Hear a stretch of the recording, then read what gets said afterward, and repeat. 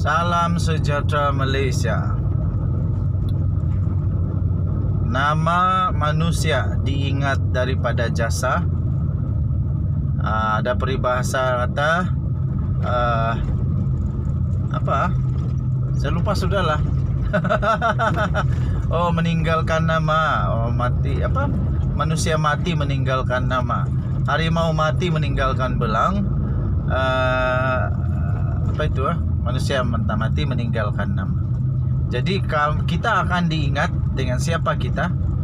Kita akan diingat sama ada kita ini orang baik kah, orang macam manakah, dengan apa yang kita tinggalkan semasa kita masih hidup. Dan yang paling penting, orang akan ingat, memang tak akan lupa apa yang telah kita buat semasa kita masih berkuasa.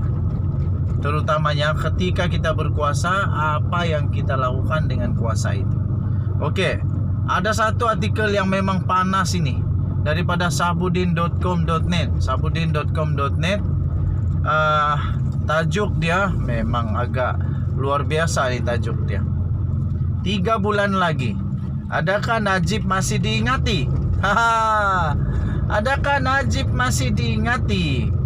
Ataupun dia akan menjadi bayang-bayang gelap UMNO.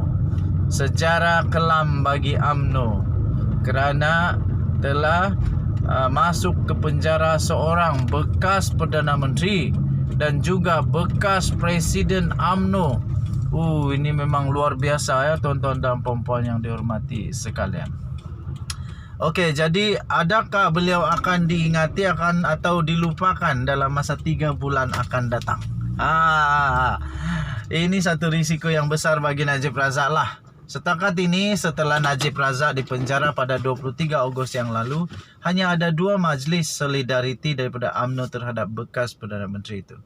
Pertama, Majlis Taklimat UMNO di WTC KL pada 27 Ogos yang diadakan atas inisiatif Presiden UMNO Ahmad Zahid Hamidi dengan dihadiri oleh barisan kepimpinan UMNO bahagian-bahagian daripada seluruh negara.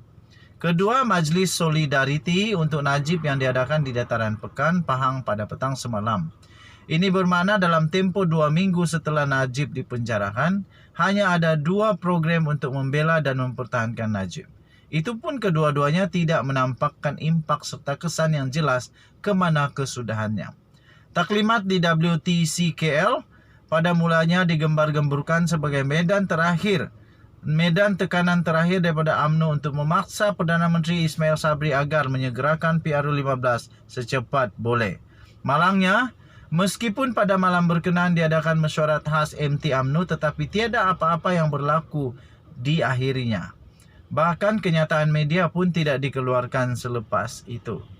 Yang ternampak kemudiannya hanyalah Azalina Osman Said yang berdegar-degar berucap di majlis WTC KL terpaksa meletakkan jawatannya sebagai penasihat khas undang-undang dan hak asasi manusia pada Perdana Menteri. Begitu juga dengan Majlis Solidariti di pekan semalam. Walaupun kehadiran Zaid Ibrahim sebagai bekas peguam bela Najib adalah kewajaran untuk didengar hujah-hujahnya, pemimpin UMNO yang hadir sekadar bertaraf lightweight saja, iaitu Lokman Adam dan Isam Jalil. Itu saja yang ada. Lokman bekas ahli MT UMNO dan Isam baru dilantik sebagai ahli MT. Kedua-duanya adalah bekas pegawai Najib, Kementerian Keuangan dan PMO sebelum ini. Mereka itu selain sudah diketahui memang penyokong kuat Najib, tanpa ada jemputan pun akan tetap mempertahankan Najib melalui sidang media sosial masing-masing. Maknanya tiada apa-apa yang luar biasa dengan kehadiran kedua-duanya di pekan itu. Persoalan paling pokok di sini, kenapa tiada pemimpin UMNO pusat dengan kedudukan yang lebih tinggi hadir di pekan semalam. Begitu juga dengan pimpinan UMNO Pahang, kenapa tiada yang kelihatan sama? Adakah mereka sudah lupa kepada Najib dan tidak mengenang lagi budi-budinya? Dengan hanya 2 program solidariti diadakan untuk Najib setelah 2 minggu beliau dipenjarakan, jauh benar untuk beliau mendekati bagaimana Anwar Ibrahim dibela dan dipertahankan sebelum ini. Dengan demikian tentulah lebih jauh kalau nasib Najib mau disamakan dengan Nabi Yusuf atau Nelson Mandela. Di mata pemimpin dan ahli UMNO, terutama mereka yang pernah dikayakan, diberi projek dan diberi jawatan, Najib seolah-olah tiada nilai lagi setelah dirinya kini dipenjarakan. Okey, panjang lagi, kamu baca sendiri di sahbudin.com.net. Kita jumpa lagi. Bye-bye. Salam sejahtera Malaysia. Akhirnya tuan-tuan dan puan-puan, kejutan telah dilakukan oleh Najib Razak. Najib sah telah file petition pengampunan. Wow. Sebelum itu saya nak tanya dulu. Risau pula lepas ini jadi trend kena hukuman penjara, minta pengampunan serta merta. Tapi saya faham perasaan mereka yang mau lihat bosku dapat dibebaskan. Tapi harus diingat, anything have consequence. Semua ada kesan dia, kesan rujukan terutamanya. Ini akan menjadi kesan rujukan kepada keputusan-keputusan yang akan datang.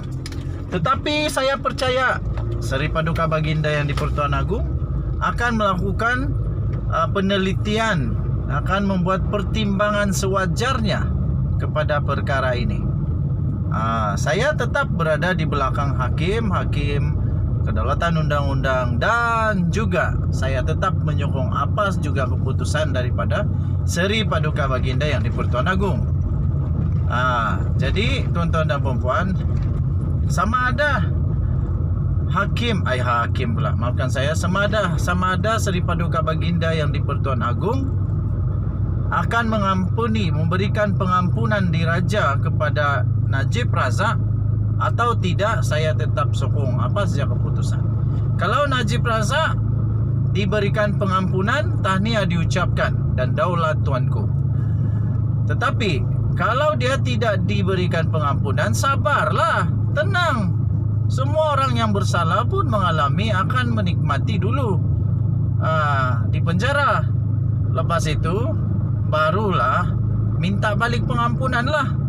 Anwar Ibrahim pun melalui benda yang sama. Dia hanya mendapat pengampunan selepas beberapa ketika dia di penjara. Bukan sebulan, bukan 2 bulan, tapi bertahun-tahun. Muhammad Kirtoyo pun kena penjara juga. Ada ramai lagi yang sudah rasa di penjara, tapi mereka semua dapat settle down dengan baik. Jadi Najib Razak kenapa tak boleh settle down pula? Tapi tenang, apapun tahniahlah, sebab beliau sudah memfailkan petition pengampunan. Status bekas Perdana Menteri Datuk Seri Najib Tun Razak sebagai ahli Parlimen Pekan kekal buat masa ini. Yang di-Pertua Dewan Rakyat, iaitu Tan Sri Azizan Azhar Tan Sri Azhar Azizan Harun berkata, ia berikutan Najib yang sedang menjalani hukuman penjara selama 12 tahun sudah memfailkan petition pengampunan pada Jumaat.